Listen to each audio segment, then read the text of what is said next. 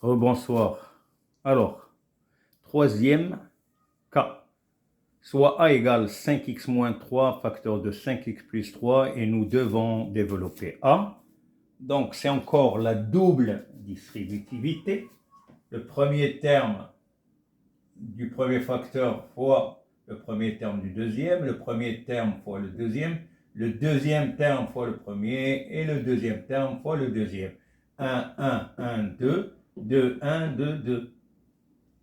Donc 2 fois 2, ça fait 4 termes, j'aurai. Donc premier terme fois premier terme, 5 fois 5, 25, x fois x, x carré. Premier terme fois le deuxième, même signe positif, 5 fois 3, 15x. Deuxième terme fois premier, signe différent négatif, 5 fois 3, 15x. Et les signes sont différents, donc négatif, 3 fois 3, 9.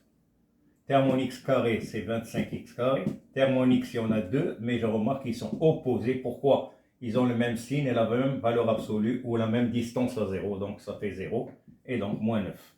Donc l'expression a égale 25x au carré moins 9. Deuxième façon de résoudre,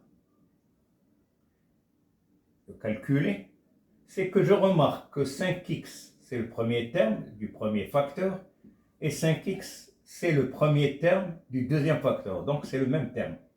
3, c'est le deuxième terme du premier facteur, et c'est le deuxième terme du deuxième facteur. Donc, pourquoi on appelle identité remarquable? Parce que c'est le produit d'une différence par une somme des mêmes termes. Donc ça fait a moins b, facteur de a plus b. Ou a plus b, facteur de a moins b. Et qu'est-ce qu'on a remarqué? Qu'il suffisait de prendre le carré du premier terme moins le carré du deuxième terme, c'est-à-dire a carré moins b carré. Donc, 5x moins 3 facteur 5x plus 3, si nous remarquons que c'est une identité remarquable, le carré du premier c'est 25x au carré, moins le carré du deuxième, moins 9.